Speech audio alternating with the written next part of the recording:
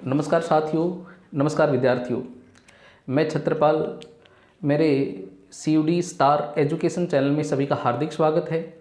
हम सामाजिक विज्ञान का पहला पाठ जो सरस्वती सिंधु सभ्यता की शुरुआत कर चुके हैं, उसका आज हम पाठ तीसरा अध्ययन करेंगे, जो इस प्रकार से है।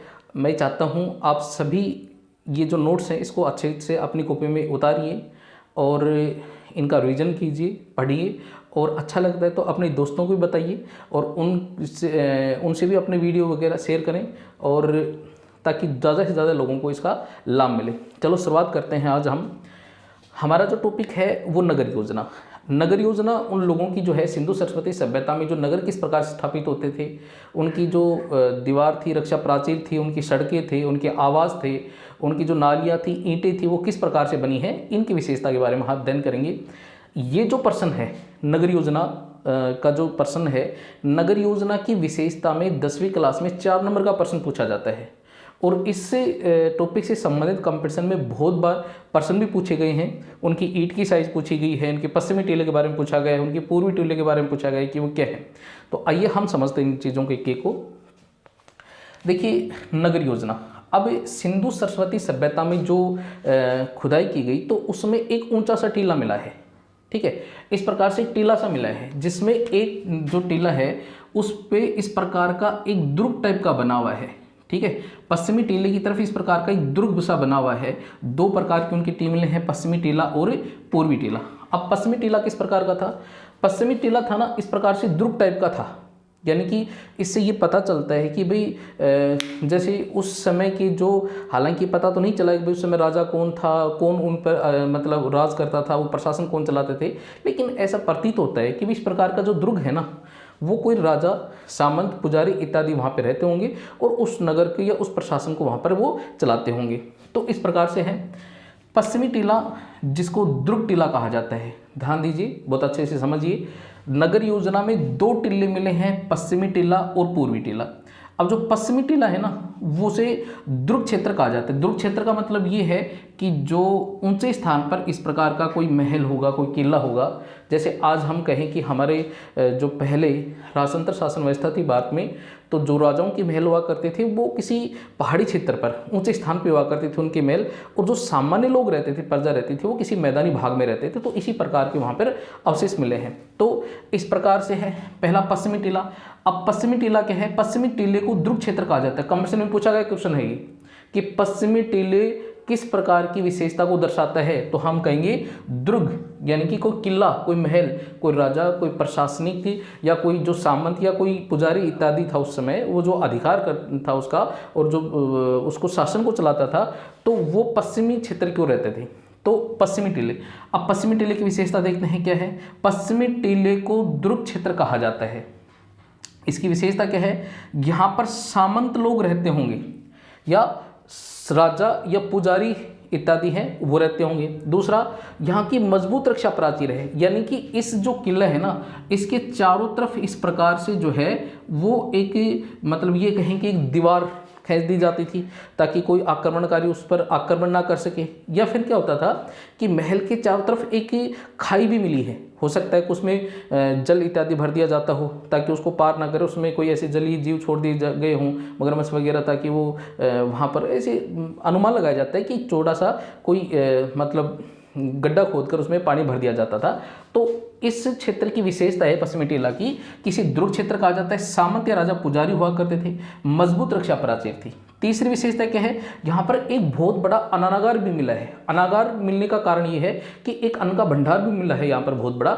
उसका मतलब ये होता होगा कि भाई इस पर कोई आक्रमण किसी भाई जाति ने कोई आक्रमण कर देते थे तो वो अंदर रह करके कुछ दिन वो वहाँ पर गुजारा बसेरा कर सके। तो वहाँ पर इस प्रकार से हो सकता है वहाँ पे इस प्रकार का हो, तो वो अन्नागार भी होता था।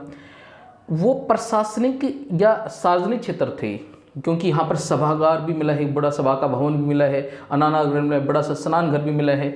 तो इस प्रकार से प्रशासनिक और सार्वजनिक क्षेत्र थे जो ऊंचे टीले पर लोग निवास करते थे। अब दूसरा कौन सा है? पूर्वी टीला। अब पूर्वी टीले की विशेषता क्या है? ये जो पूर्वी टीला है ना, जैसे ये तो था ऊंचाई स्थान पर, और ये इस प्रकार से जो था वो कोई मैदानी भाग में था, नीचे स्थान पर था, और वहाँ पर इस प्रकार के अधिवास बने हुए थे। यानी कि वहाँ पर जो है सामान्य लोग रहते होंगे। सामान्य लोग कौन कौन रहते होंगे? यहाँ पर सामान्य नागरिक रहते हैं, यहाँ पर व्यापारी लोग रहते हैं जो लेन देन का कार्य करते होंगे। उसके बाद में यहाँ पे शिल्पकार, शिल्पकार का मतलब जो जैसे कोई हल बढ़ईगिरी इत्यादि का कार्य करता हो, कोई शिल्पकार यानी कि कोई हल बनाने वाले, कोई चमड़े का काम करने वाले, कोई बर्तन बनाने वाले, मिट्टी के बर्तन बनाने वाले, इस प्रकार के जो शिल्पकार इत्यादि हैं वो रहते थे। और दूसरा कारीगर और श्रमिक लोग भी थे, मजदूरी करने वाले कारीगर जो लोग थे, जो निर्माण कार्य करते थे, वो पूर्वी टीले की तरफ रहते थे। तो आप समझोगे, समझिए, यानी कि नगर योजना में जो है वो 2 टीले मिले, पश्चिमी टीला और पूर्वी टीला। पश्चिमी टीले की विशेषता क्या है? इसे दुर्ग क्षेत्र कहा जाता है, इसे आवासीय क्षेत्र कहा जाता है। इसमें सामंत, राजा, पुजारी रहते हैं, मजबूत रक्षा प्राचीर थी। तीसरा है अनानागार था, प्रशासनिक सार्वजनिक स्थान थे। आवासीय क्षेत्र में कौन कौन थे? सामान्य लोग रहते थे, व्यापारी लोग, शिल्पकार और कारीगर इत्यादि है वो निवास करते थे। तो ये इस प्रकार से नगर योजना की जो 2 टीलों की विशेषता है। अब हम बात करते हैं नगर योजना की मुख्य विशेषता क्या है। पहले रक्षा प्राचीर, रक्षा प्राचीर के बारे में बता चुका हूँ। रक्षा प्राचीर का मतलब ये था कि भाई ये जो है ना, मतलब इनके जो नगर थे उनके चारों तरफ इस प्रकार की जो है वो दीवारें हुआ करती थी, ईंटों की दीवारें हुआ करती थी। और यहाँ पर जो है चारों तरफ से है वो इस प्रकार के रास्ते होते थे। यानी कि ये जो नगर थे ये आयताकार या वर्गाकार टाइप में मिले हैं। तो इनमें क्या है कि चारों दिशाओं में इनके दरवाजे छोड़े जाते थे और ये चारों तरफ से जो है वो एक मजबूत दीवार टाइप मिली है, इसे रक्षा प्राचीर कहा जाता है। तो पहली विशेषता इसकी ये है, ठीक है। दूसरा सड़क, बहुत अच्छी विशेषता है। सड़कें 2 प्रकार की होती थी। सरस्वती सिंधु सभ्यता में सड़कें 2 प्रकार की थी। कौन कौन सी?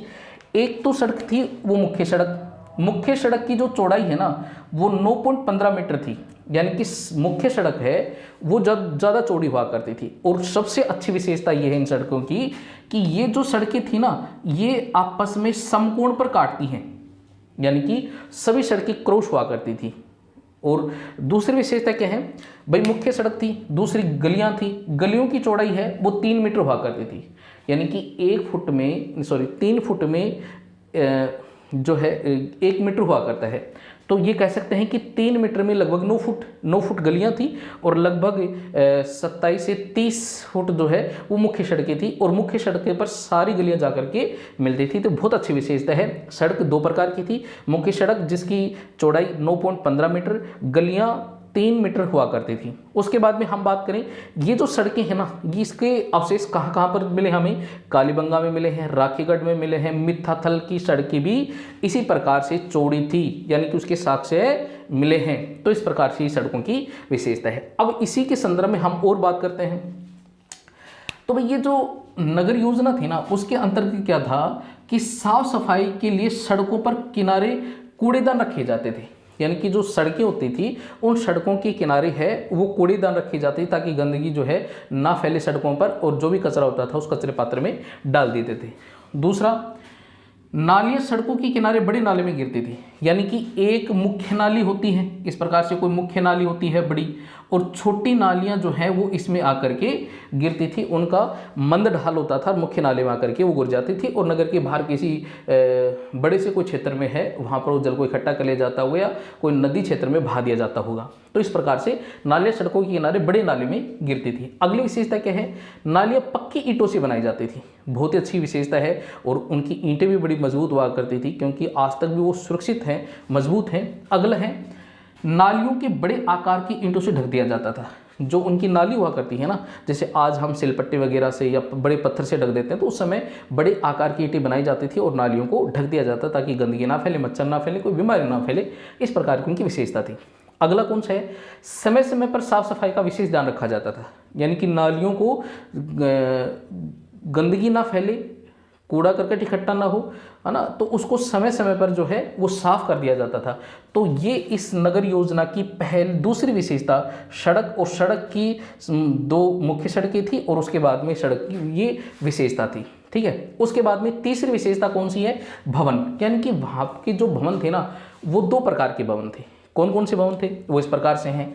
एक तो था आवासीय और दूसरा था सामुदायिक भवन। 2 प्रकार के भवन हुआ करते थे, आवासीय भवन और सामुदायिक भवन। आवासीय भवन कैसे हैं? इसकी विशेषता क्या है? यानी कि आवास में जो था ना वो 3-4 कमरे हुआ करते थे, यानी कि ये इस प्रकार से था कि भाई इस प्रकार के घर हुआ करते थे, और घर में क्या था कि भाई इसमें जो है इस प्रकार के 3-4 है वो कमरे हुआ करते थे। इसमें एक साइड में रसोई घर भी हुआ करता था। तीसरी विशेषता क्या है, भवन के बीच में आंगन भी होता है। ये बीच में जैसे आज भी हमारे जो घर होते हैं उनके बीच में जो आंगन होता है, चारों तरफ जो है मकान बने होते हैं, तो भाई भवन के बीच में आंगन हुआ करते थे। जो संपन्न लोग थे, जो पैसे वाले लोग थे, बड़े लोग थे, जमींदार लोग थे, वो संपन्न लोगों के घरों में शौचालय भी होते थे, टॉयलेट सुविधा इत्यादि होती होंगी वहाँ पर। अगला है भवनों की सीढ़ियों के प्रमाण मिले, यानी कि हो सकता है उनकी जो घर है वो 2 मंजिला हो, 3 मंजिला हो, तो वो जो है वो सीढ़ियों के प्रमाण भी मिले ऊपर चढ़ने, छत पे चढ़ने के लिए। और मकानों में खिड़कियाँ, रोशनदान और फर्श और दीवारों पे जो है ना वो मतलब आज जो हम जिसको लिपाई बोलते हैं, यानी कि प्लस्तर के अवशेष भी मिले हैं। बहुत अच्छी विशेषता है ये। तो ये आवासीय क्षेत्र की विशेषता है। एक बार दोबारा समझिए, आवासीय क्षेत्र की विशेषता क्या है, 3-4 कमरे हुआ करते थे, रसोई घर, स्नान घर हुआ करते थे, भवन के बीच में आंगन, संपन्न लोगों के घरों में शौचालय की सुविधा होती थी, और भवनों में सीढ़ियों के प्रमाण भी मिलते हैं, और मकानों में खिड़कियां, रोशनदान, फर्श और दीवारों की भी जो इस प्रकार के साक्ष्य प्राप्त हुई हैं। एक अच्छी विशेषता मैं और बताता हूँ। ये जो मकान थे ना, इनकी विशेषता क्या थी, ये जो मकान थे ये मुख्य सड़क थी, ये मुख्य सड़क है, ठीक है। और इनके जो मकान है ना वो इस प्रकार से सड़क पर हुआ करते थे, इस प्रकार से सड़क के साथ हुआ करते थे।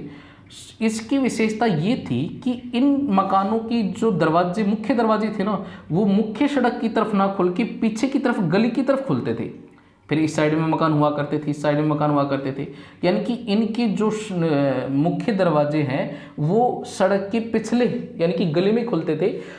ये हो सकता है कि भाई वो इसलिए होता हो कि जैसे मान लीजिए मुख्य सड़क पर कोई आक्रमणकारी आते हों तो पीछे की तरफ जो एक साथ लोग गली में रहते हों, और जब उनको आवश्यकता पड़ी तो एक साथ इकट्ठे हो सकें, वो छत पे चढ़ सकें, देख सकें और आक्रमणकारी का मिलकर के मुकाबला कर सके, इसलिए मुख्य सड़क पे ना खुल के पिछली गली की तरफ खुलता हो। तो इन मकानों की विशेषता थी।